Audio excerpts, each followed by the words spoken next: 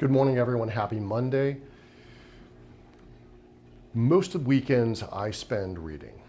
And when I'm reading, I'm looking for certain things. Because I consult for 5 different, biologics companies, and there are certain trends. And one of the trends that I'm seeing more and more and more is a fair amount of resistance from providers, because they are keenly interested in what's your MSC count? How many mesenchymal stem cells are in your product? And I think it's a bit of brainwashing, unfortunately. So many providers have been convinced for so long that, you got to have the MSCs, and if you don't have MSCs, then the product doesn't work. And so if there are no MSCs in the product, well, number one, it doesn't work, and number two, it's bullshit. It's not even a real product. And I liken this, unfortunately, to politics, right? If you repeat a lie over and over and over again, it gains truth, it gains merit. And in the orthobiologic space, we have lots of people who are repeating lies over and over again. And that's just what they are. They're just lies, right? And they use it to sell kits, and they use it to disparage other providers, and they send anonymous, reports and complaints to medical boards in states they don't even live in, right? And again, it's all to disparage other providers and hopefully sell more kits, right? Well, when I find an article, and mind you, I read the whole article from the beginning all the way to the end. I don't just look at the abstract and then look at the discussion. Every now and then, it is a Pandora's box. I was with a business partner of mine, and we were at Poppy's Steak in Miami probably, 3 years ago now. And if you've never been to Poppy's Steak, what they do is they, when you order this incredibly expensive steak, it's $1,000, $1,500, they bring it out in this great big giant box, right? And everyone's cheering and yelling, and very scantily clad women and very, robust, muscle-built men are running around and clapping, and the music all goes up very high, and there's sparklers and everything else, and they show you just a glimpse of this steak, right? And there's, a backlit box, and so when they open the box, all this bright light comes out, right? And then when they finally put it on your table, they do this kind of Pac-Man thing where they open it a little bit, and then they open it all the way up. When they open it all the way up, everything goes crazy in the place, all hell breaks loose, and then they brand the steak with Poppy Steak, right? And then they take it off and cook it, right? Well, that experience happened to me this weekend, and it didn't happen with a $1,500 steak.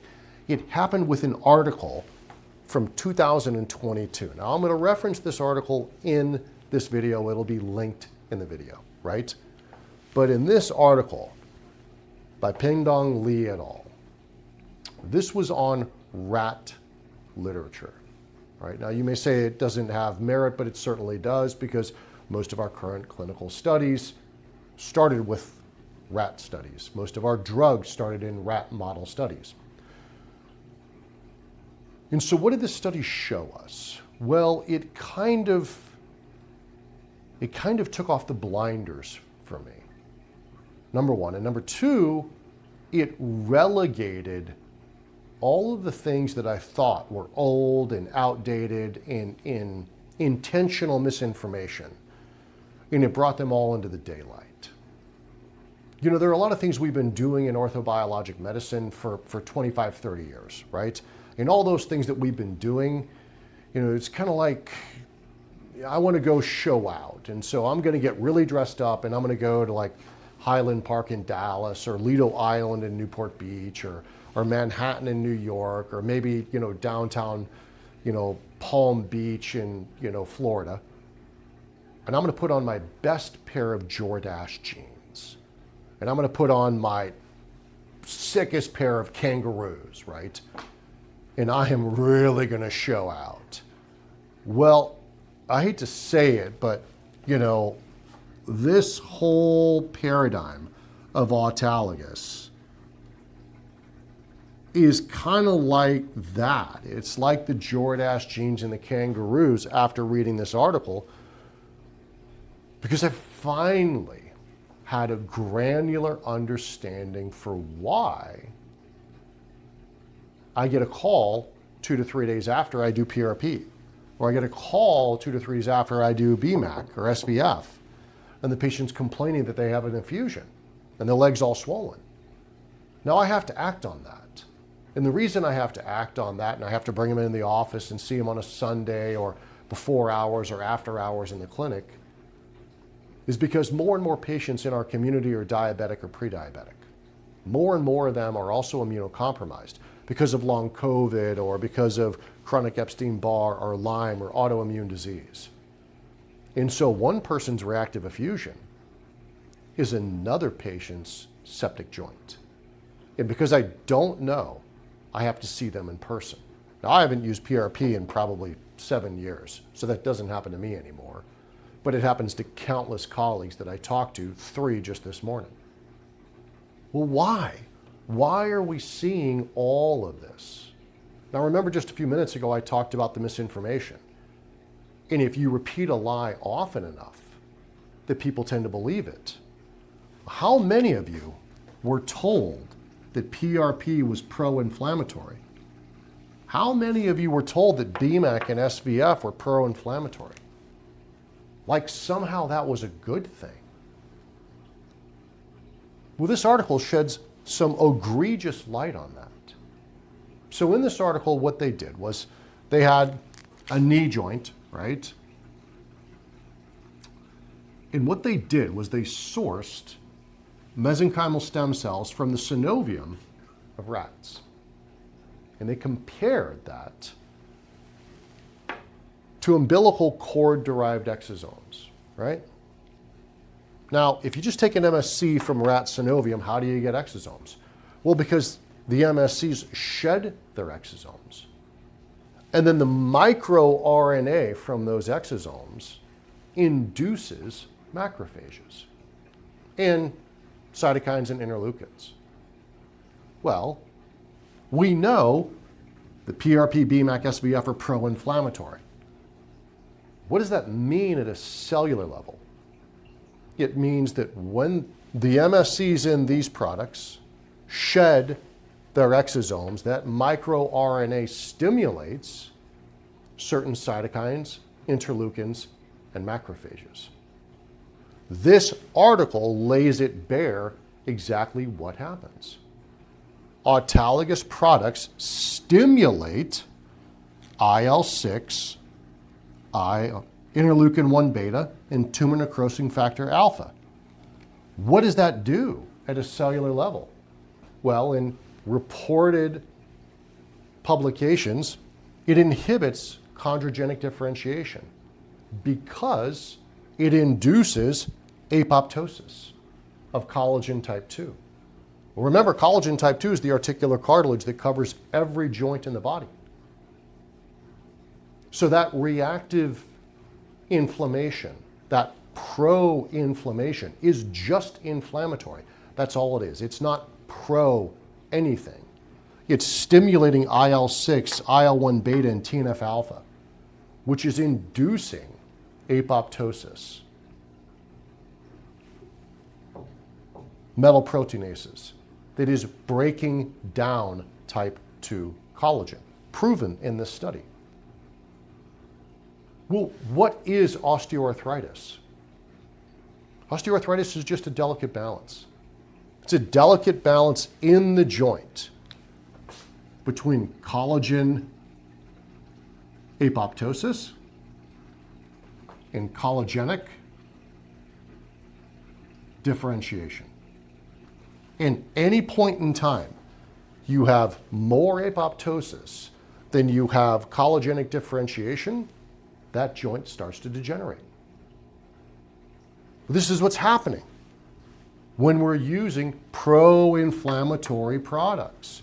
You see it in your practice clinically as a patient showing up or calling you at 5 a.m. on a Sunday after a series of injections on Friday, saying, I've got a huge swollen knee, what did you do wrong?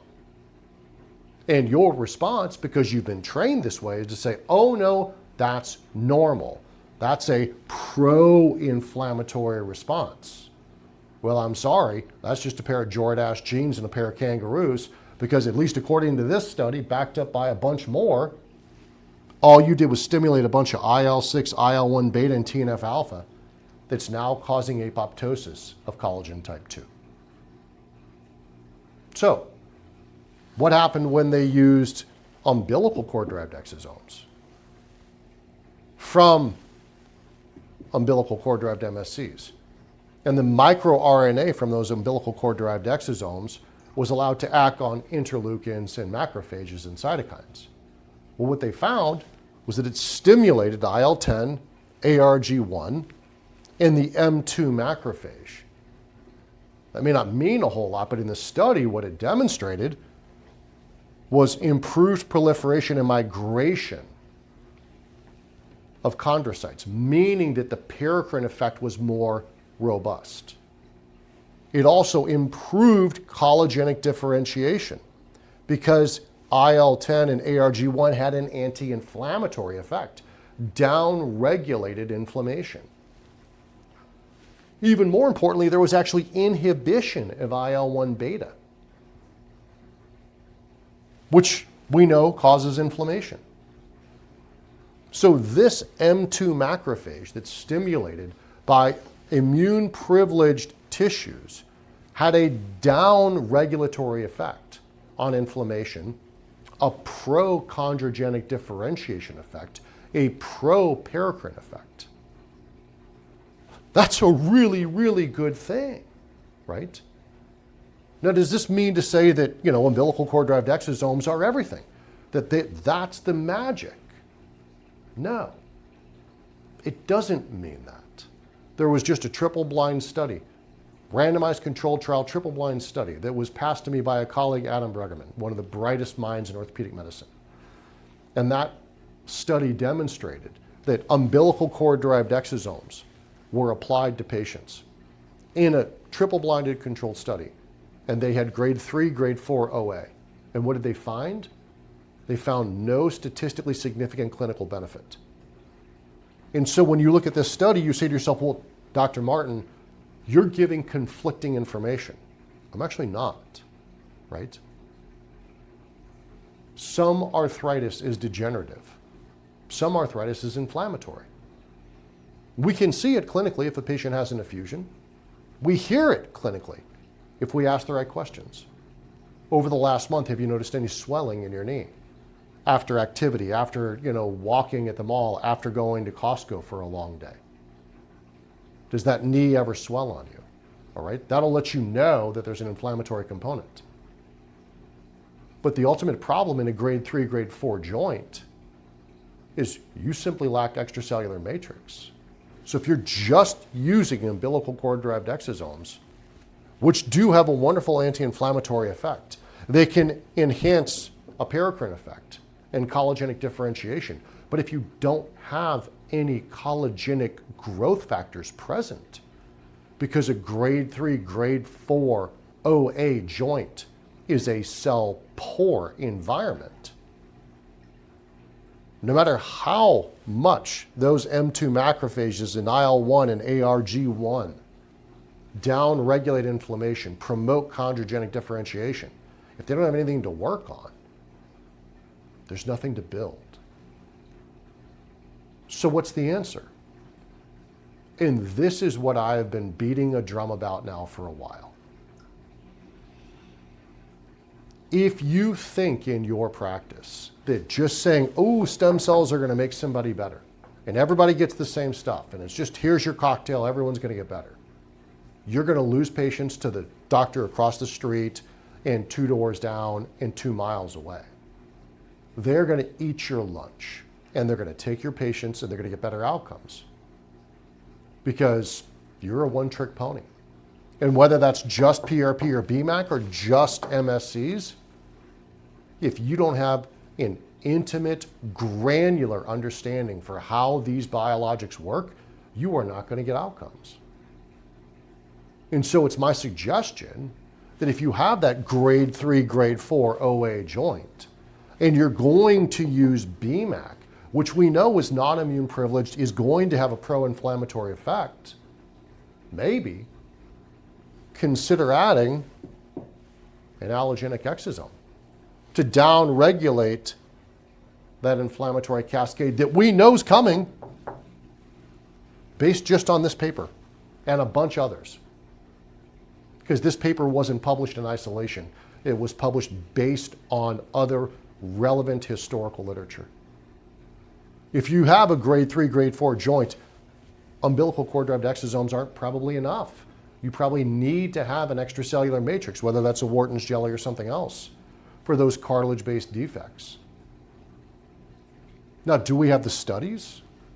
Do we have the observational research to prove out this? Again, I'm a country city boy from Missouri. This seems to make a whole hell of a lot of sense. If you look at the literature, you've got activation by microRNA of M2 macrophages versus M1, all right? But is there common ground between the autologous crew and the allogenic crew? There probably is. And hopefully with this new administration, we will see more observational studies. And we'll see some observational experimental work where there is a combination of BMAC and maybe an umbilical cord-derived exosome, whether that's in rats or humans, and whether it's clinically or whether it's, at a cellular level, we take a look and see, are we inducing M1 macrophages? Are we inducing M2 macrophages? Are we able to maintain homeostasis within the joint so that there is a balanced amount of collagenic apoptosis and collagenic differentiation?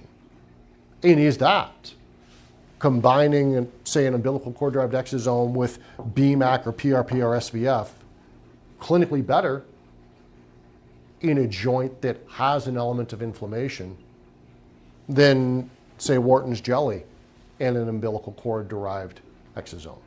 I don't know. But I think we're going to find out, and we're going to find out soon. And I think whether you're just giving everybody MSCs or you're just giving everybody PRP or BMAC or SVF, right, you get to decide what you want to wear to the show. And do you want to come three-piece suit and cufflinks, or do you want to show up in your Jordache jeans and your kangaroos? I don't know. But you'll get to make that choice.